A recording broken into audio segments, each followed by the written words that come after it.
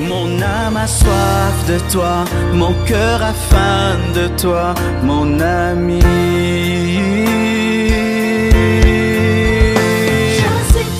Je suis triste, je meurs de je toi, meurs. mon ami.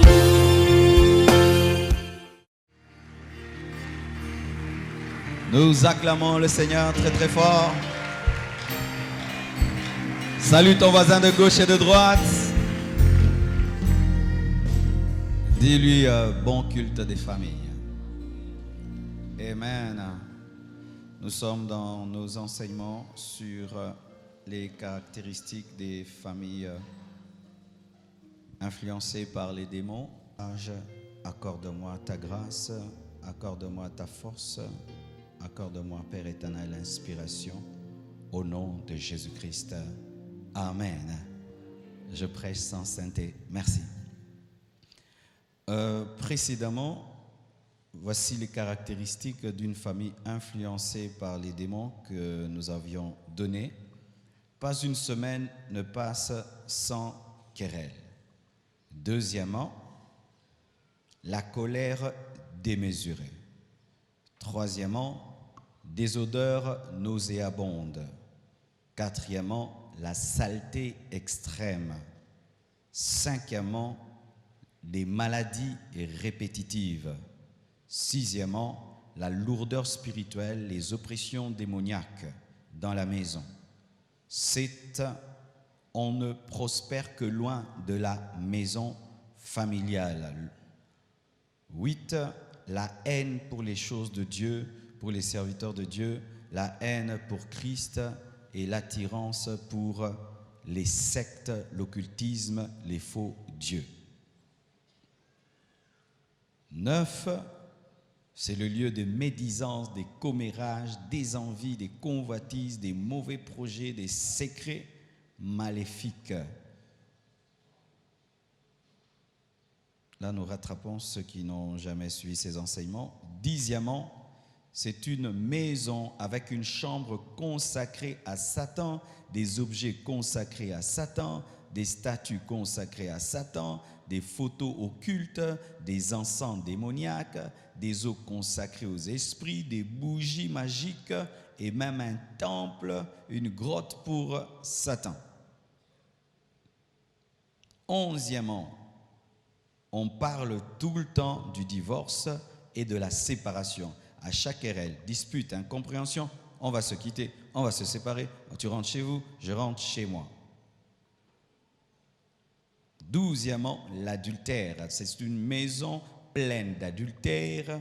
Le père trompe la mère trompe le père, les enfants célibataires sortent avec des personnes mariées et quand même on se marie, on est incapable d'être fidèle et cela est même toléré, les mélanges d'inceste, de viol, d'adultère dans une même maison. On a parlé de la maison de David.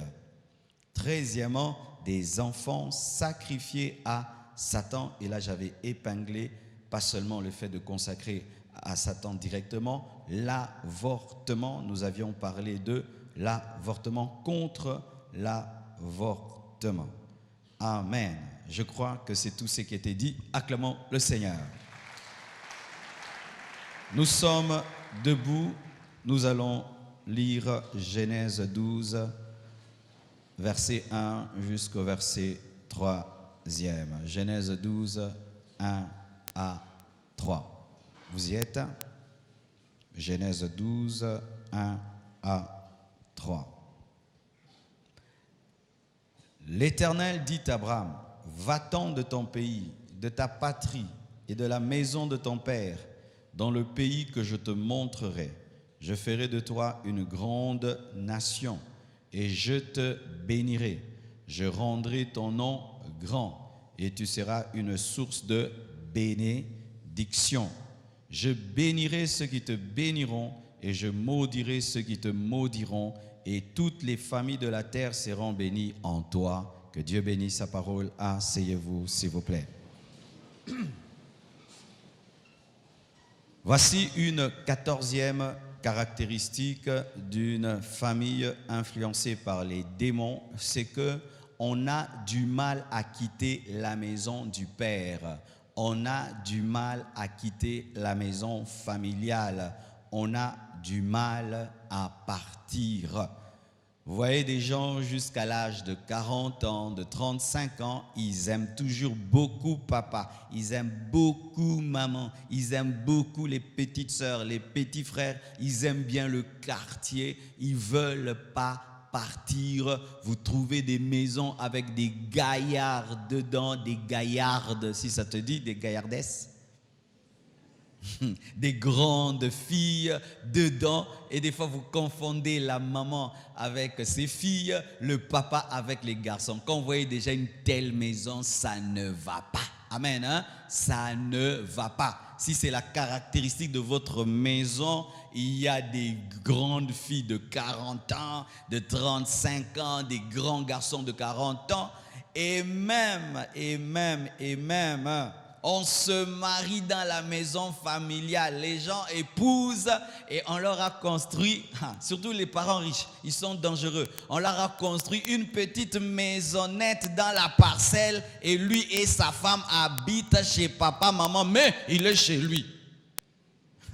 Chez toi dans le coin de la parcelle. Et c'est ainsi, ils se marient, ils épousent à la maison, ils ramènent à la maison. Et même certaines filles des familles riches, tu l'épouses, mais tu vas habiter dans la maison de ses parents. Quelle honte, quelle honte, quelle honte, quelle honte, quelle honte. Tu épouses une fille et puis tu vas habiter où? Chez ses parents. Mais ce n'est pas dans la maison, au coin. Non, c'est toujours chez ses parents. Amen, hein? Ce n'est pas normal. Il y a une puissance d'en quitter. Dites, il y a une puissance d'en quitter. Et moi, tous les gens qui ne sont pas pressés de quitter leurs parents, je vous trouve anormaux. Moi, j'ai voulu quitter mes parents à l'âge de 21 ans, mais j'ai quitté un peu tard, à l'âge de 24 ans. C'était trop tard. Trop tard, à l'âge de 24 ans, j'étais déjà locataire et je payais l'eau, l'électricité et j'avais ma propre clé. Waouh, quelle liberté! Je prépare ce que je veux, je dors quand je veux, je me réveille quand je veux, je mange dans le frigo ce que je veux, je reçois qui je veux, je fais ce que je veux. Waouh, quel bonheur! Toi, tu ne sais pas ça, mais à l'âge de 40 ans, tu ne sais pas encore ça. Waouh, tu es en retard. Tu es en retard de bonheur, bien-aimé, en retard de bonheur. Même si c'est une seule chambre et le salon est confondu à la chambre, on ne sait pas qui est quoi. Si c'est chez toi, frère, c'est chez toi. Même si votre maison est une villa, quitte la villa de papa, quitte la villa de maman, va habiter chez toi-même. Même si c'est une bicoque, mais c'est chez toi. Donne-moi l'amen. Est-ce qu'il y a des gens qui vont quitter aujourd'hui leurs parents? Surtout vous qui avez déjà 35 ans, vous commencez à monter. Bien aimé, si tu ne te réveilles pas, tu as besoin d'une délivrance. Surtout les hommes, parce que les femmes en Afrique, il y a un problème. La femme, elle peut même travailler en Afrique, elle gagne bien son argent, mais si elle quitte papa et maman et elle va habiter seule, on commence à croire qu'elle est prostituée, qu'elle est impudique. Si un homme vient la visiter, on risque de croire que non, elle est dans le péché, alors que non. Amen. Alors les Africaines, tu peux quand même rester chez les parents jusqu'à ce qu'on t'épouse. Amen. Mais quand tu es un homme, vraiment, il faut partir parce que toi, on ne va pas t'épouser, c'est toi qui vas épouser. Amen. Car certains hommes attendent qu'on les épouse aussi pour quitter les parents.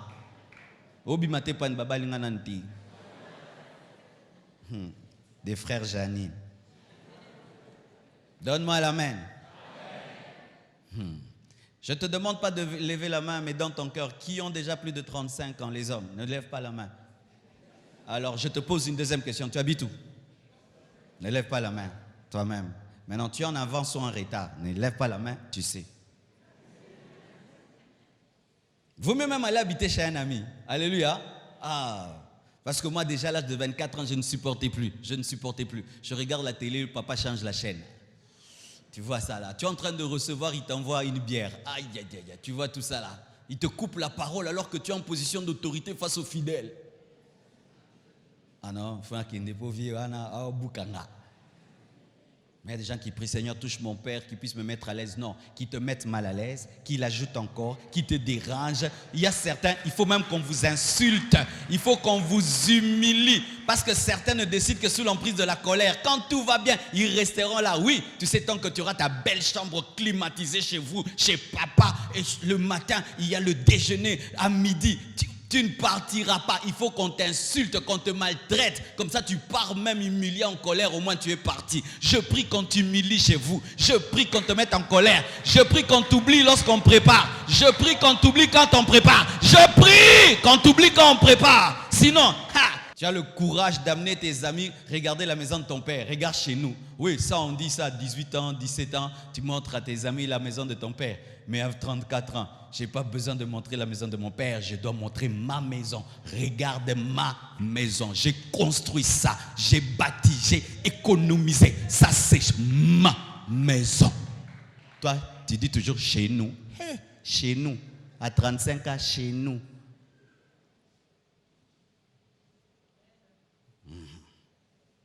Gloire à Dieu. J'aurais aimé avoir un pasteur comme moi, qui me mettrait en colère comme ça. J'allais quitter mes parents même à 20 ans.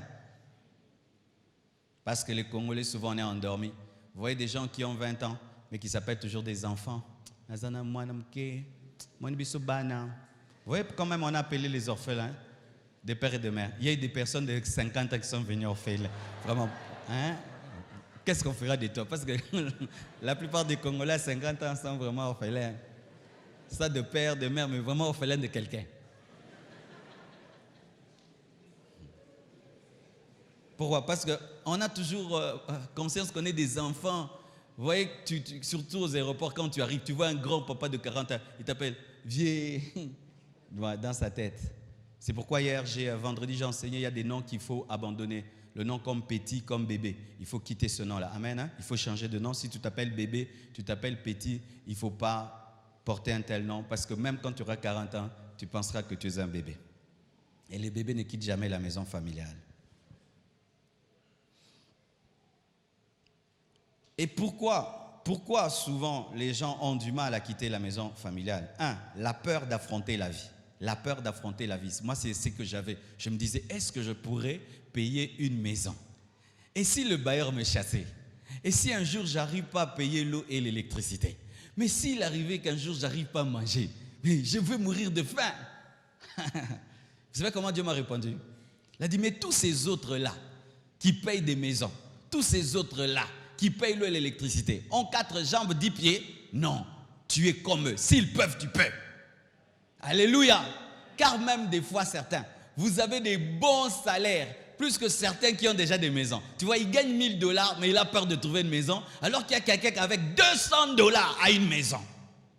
Ça n'a pas de sens. La peur d'affronter la vie. La peur de voir le bailleur venir vers toi. Pas venir vers papa ou maman, de voir la SNEL, la régie des eaux venir vers toi. Tu as peur de ça. La peur de la responsabilité. La joie de voir l'autre bosser, travailler et tout faire. Et toi, tu es en paix. La peur, Mastakimi Komba. C'est souvent la peur. Aussi, une soumission exagérée aux parents. Certains, vous êtes chez papa parce que vous êtes trop soumis. Je ne prêche jamais contre la rébellion, vous le savez. Mais une soumission exagérée envers les parents peut t'amener à rester très longtemps. Sachez que Abraham a quitté la maison de son père alors qu'il était déjà marié à Sarah. Donc c'était un grand papa habitant chez papa, Abraham.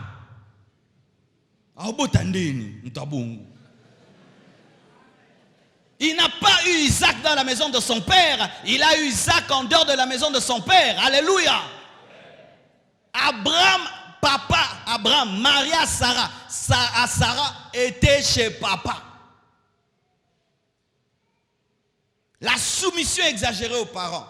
Quand tu as un père très autoritaire, une mère très autoritaire, tu risques de mourir dans la maison de tes parents. C'est pourquoi moi, je suis un tout petit père rebelle, mais dans le bien. Amen. Hein? C'est-à-dire que tu es mon père, mais tu ne peux pas diriger ma destinée. Parce que mon père céleste est plus élevé que mon père terrestre. Alléluia. Je donne un exemple personnel. Lorsque j'ai reçu l'appel de Dieu, je devais quitter mon père. Mais nous, on est venu du Kivu. Et quand on est venu à Kinshasa, les gens du Kivu en ce temps-là pensaient que tous les Kinois étaient des voyous. Excusez-nous, c'était ça l'image, parce que la plupart, l'image du Kinois que nous avions au Kivu, c'était les musiciens. Alors on pensait que tous les Kinois... Alors quand on est venu à Kinshasa, on avait peur. Alors tu t'imagines déjà un père qui trouve que Kinshasa est rempli de voyous, son fils de 24 ans veut quitter la maison pour vivre seul. Mais il a dit non, reste ici, c'est moi qui veille sur toi, je te protège. Non, c'est Dieu qui veille sur moi. À un certain âge, on peut être soumis à ses parents et rester à la maison. Mais si vraiment tu as grandi, tu gagnes déjà la vie et tu veux te battre, cette soumission n'est pas biblique. On se soumet à l'autorité établie tant que c'est dans la volonté de Dieu. Un père qui te dit d'habiter chez lui jusqu'à 50 ans, tu dois te rebeller. Et tu n'as pas péché, c'est lui qui pêche. Parce que si Térak avait empêché Abraham de quitter sa maison, c'est Térak qui avait péché. Ce n'est pas Abraham. Alléluia. Une soumission exagérée aux parents, parce que certains parents, jusqu'à un certain âge, continuent à bébériser leurs enfants. Aux yeux de tout le monde, tu es déjà un grand monsieur, mais ils continuent à te traiter comme si tu es un petit. Tu es un petit, tu ne pourras pas, tu ne pourras pas. Non, les parents doivent dire à leurs enfants, tu peux, tu peux, tu peux, tu peux.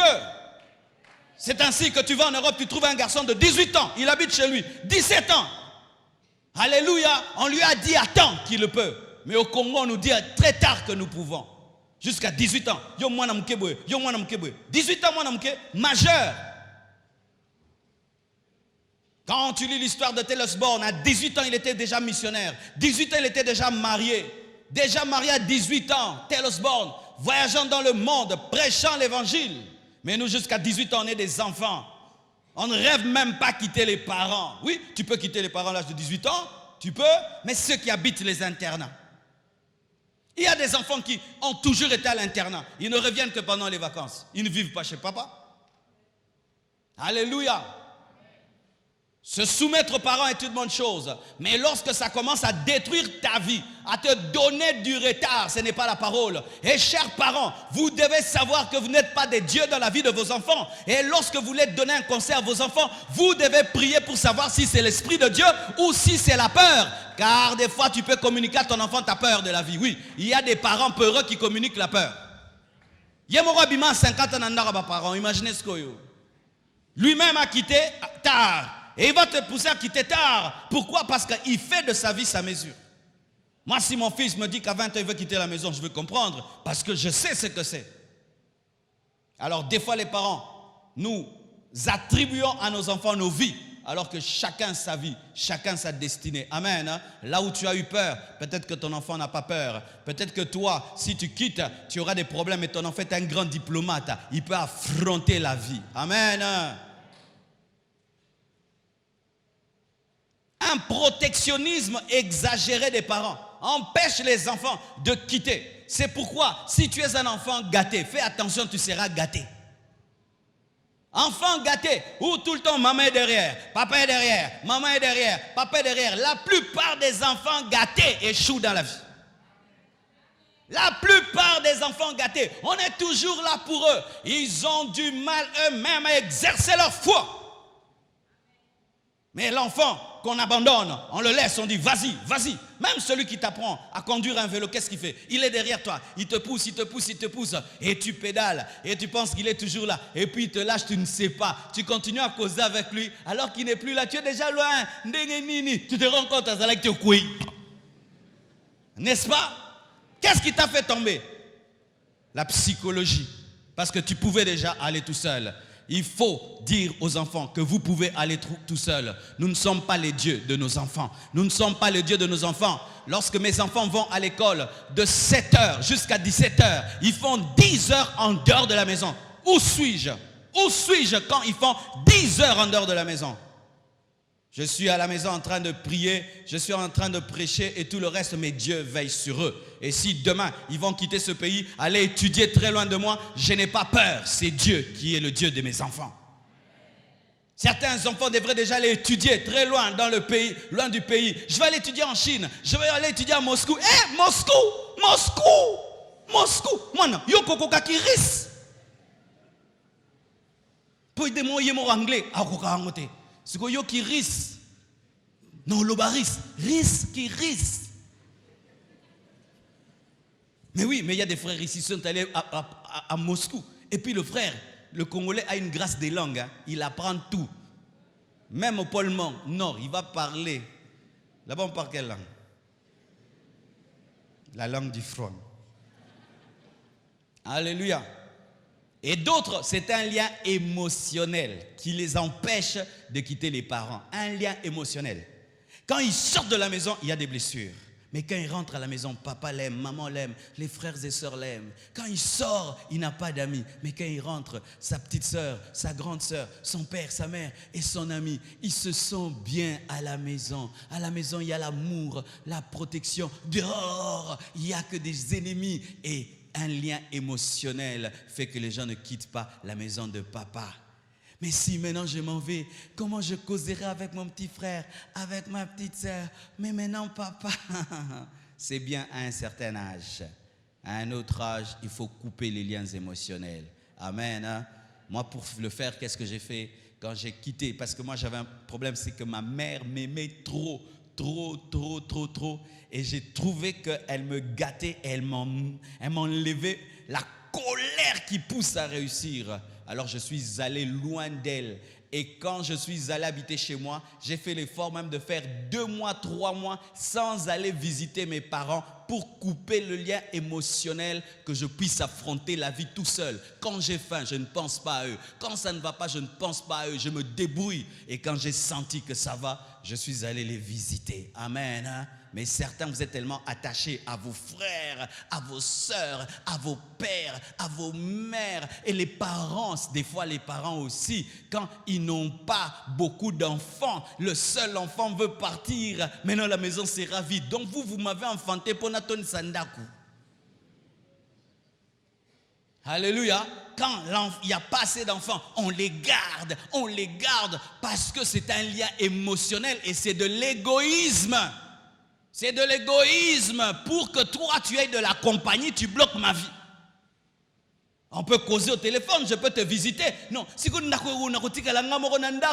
Eh, papa, tu as déjà fait ta vie, tu as bâti tes maisons, tu as fait tes grandes choses. Moi, tu veux me garder maintenant comme celui qui te remplit la maison. Je vais laisser ça comme héritage à mes enfants, celui qui remplit la maison. Alléluia. Mais aussi des fois, c'est le manque de vision et de courage. Quand vous voyez quelqu'un rester jusque très tard chez eux, demande-lui seulement, quel est ton rêve dans la vie? Là, au Kanzamboli, en coma. Qu'est-ce que tu veux? Tu veux? Moi, ce que n'allali dans la moki, journée l'équipe, Nzamba Kumama. Oui, des gens pareils. Regardez bien, les gens qui, jusqu'à l'âge de 40 ans, 35 ans, sont toujours chez les parents. Ils n'ont pas une rage de vaincre. Les gens qui ont la rage de vaincre, ils aiment être lâchés. Alléluia. Ils ont besoin de liberté. Ils ont besoin d'expansion. Parce que je peux avoir une relation bonne pour moi, mais mon père ne va pas la comprendre. Alors je ne peux pas l'amener à la maison. Alléluia. C'est pourquoi même certains garçons, à un certain âge, ne se marient pas. Parce que, imagine, tu as 35 ans, tu es célibataire. Et donc, chaque fois que tu voudrais épouser une fille, elle doit venir à la maison, n'est-ce pas? Et quand elle arrive à la maison, les petites sœurs, yeah! Du coup, c'était une bonne fille pour toi, tu laisses tomber. Tu amènes une autre. Donc, tes sœurs vont critiquer, tu ne te marieras jamais. Mais quand tu es allé loin d'eux, tu l'as rencontré loin d'eux, tu l'as aimé loin d'eux, le jour que tu viens, tu dis, j'ai choisi. Oh, j'ai choisi. Il y a déjà des racines. Mais quand tu habites chez les parents, le temps qu'il y a des racines, déjà. Moi, tous mes tâtonnements dont je vous parle là, c'était en dehors de chez les parents. Un tâtonnement, c'était chez eux, mais tous les autres en dehors. Blanche, je l'ai rencontrée chez moi à la maison. Et tu imagines, un jour, Blanche vient me visiter. Ma tante aussi vient me visiter chez moi. En ce temps-là, Blanche était mince. Et puis quand elle est allée un peu, elle a dit, hé, Marcelo. J'ai dit quoi?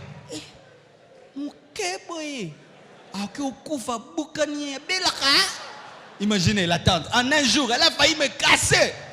Certains, pour vous marier, même trouver le travail, il faut être en dehors de chez papa. Parce que quand papa tout, tu ne vas pas avoir le courage, tu manges bien, tu as tout. Mais quand tu es dans ta propre maison de $50 et puis à la fin du mois, tu ne sais pas comment payer, non, tu vas sortir à 4 heures du matin. Tu vas passer toute ta journée en ville en train de déposer les CV et tu auras le travail de ta destinée. Bien-aimés frères et sœurs, tu dois quitter comme Abraham, tu dois quitter comme Abraham, tu dois quitter comme Abraham et tu dois avoir une vision. Une vision. Dieu donne une vision à Abraham. Je rendrai ton nom grand. Tu seras une source de bénédiction. La vision l'a fait quitter. Si tu n'as pas de vision, tu ne quitteras pas. Tu n'as pas de rêve, tu ne quitteras pas. Alléluia. Imaginez-moi quand je priais. Des fois l'onction te saisit dans la chambre. Tu vois la porte s'ouvre. Marcelo, mais tu nous déranges. Donc on ne va plus dormir dans cette maison parce que toi, et en plus tes langues là, on ne comprend rien. Papa, on m'attaque à 3e degré.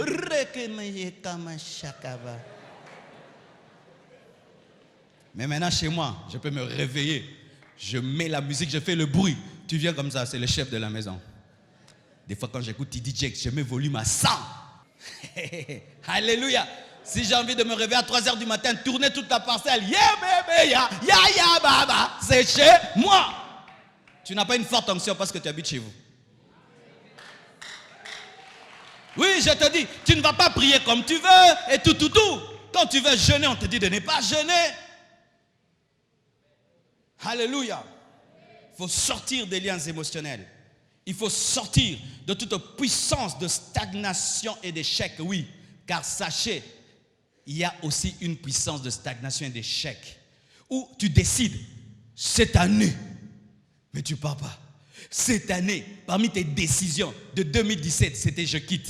2018, je quitte. 2019, je quitte. Et tu ne quittes jamais. Il y a une pesanteur chez vous. Une pesanteur dans votre maison.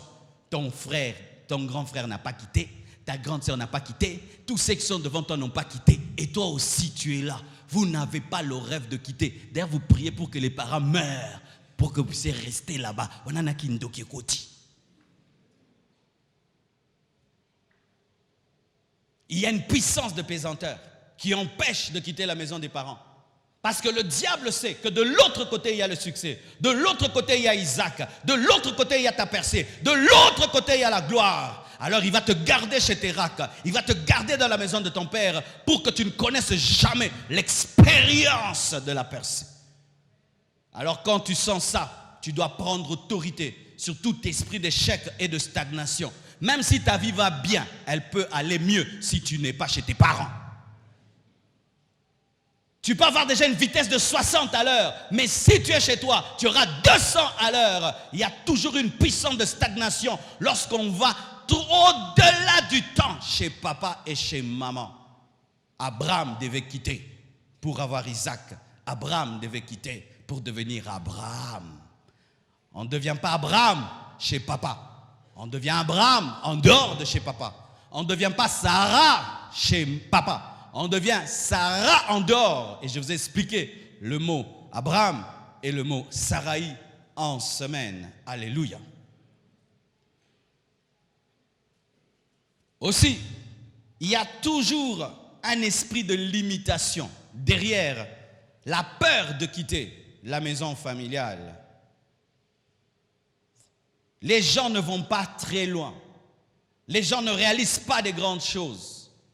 Car sachez mes frères, ces hommes et ces femmes qui sont connus sur le plan international sont des hommes de la même nature que vous. Amen. Hein? Alléluia. Je suis ici, je parle de Bill Gates. Je suis ici, je parle de Steve Jobs. Mais quand j'ai étudié la vie de Steve Jobs et de Bill Gates, même la vie de ce monsieur qui a fait Facebook, oh, il a quitté très tôt ses parents Il habitait avec des amis, ils habitaient dans un salon. Tout le temps, il travaillait.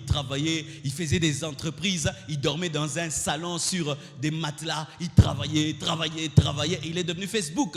Il n'est pas devenu Facebook en étant chez papa. Il était en dehors de chez papa. Et il mangeait des pizzas, il travaille, il boit des coca, il travaille. Mais chez papa, on m'a dit, non, vous travaillez trop, vous allez devenir malade. Mais quand tu es chez toi, tu peux travailler 10 heures. Alléluia. L'esprit de limitation, l'esprit de retard. S'il y a quelque chose que je hais dans la vie, c'est avoir du retard. Derrière moi, là, j'ai du retard dans la vie. Je devais être plus grand que ce que je suis. Parce qu'il y a très tôt, Dieu m'avait dit de quitter Lemba. J'ai eu peur, j'ai obéi en retard et je suis venu. Et j'ai vu la main de Dieu. Donc, plus tôt j'aurais obéi, plus tôt je serais devenu. Certains, la vie que vous avez, c'est la vie qu'il fallait que vous ayez quand vous aviez 20 ans. Mais tu as 40 ans, mais tu as la vie de quelqu'un qui a 20 ans. Tu as 50 ans, tu as la vie de quelqu'un qui a 30 ans. Tu as 10 ans de retard, tu as 20 ans de retard. Et quelqu'un qui a du retard et qui n'est pas en colère, je ne sais pas comment il va se réveiller. Abraham avait du retard. C'est, je crois, quand il est sorti de la maison de son père, qu'il s'est rendu compte, mais en fait, je me suis marié là-bas et je sors, mais sans enfant même, de la maison de mon père. C'est pourquoi je fais ceci dans la vie. Si je ne peux pas courir, je marche rapidement.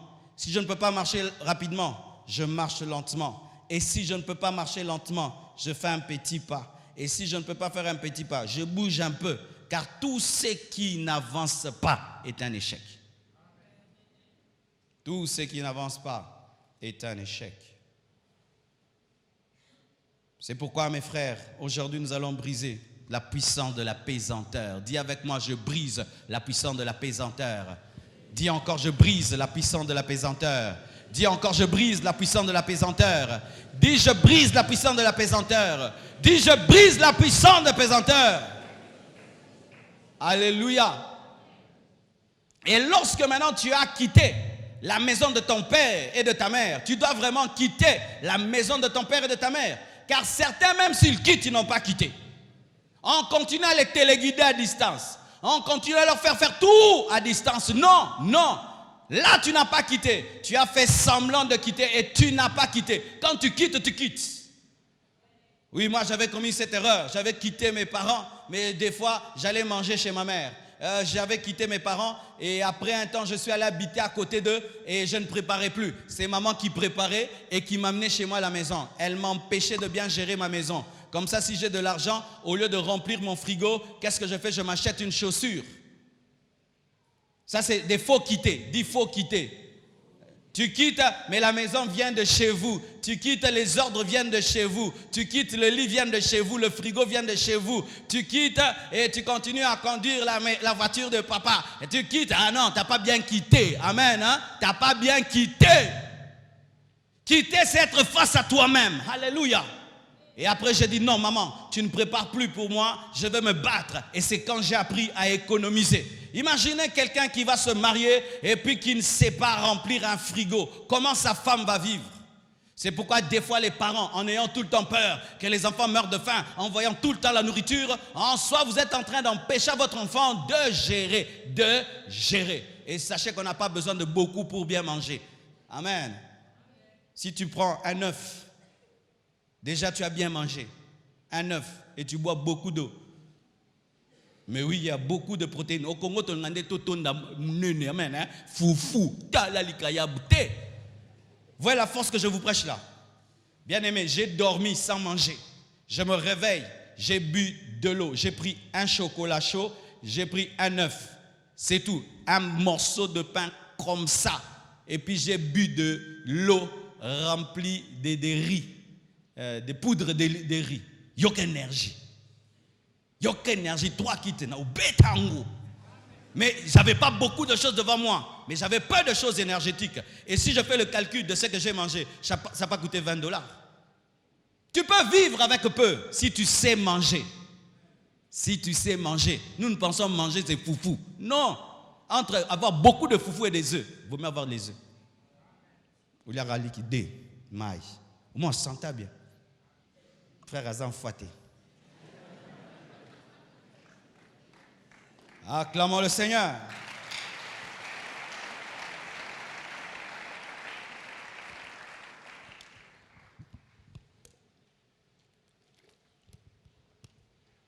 Genèse 2, verset 22 jusqu'au verset 24.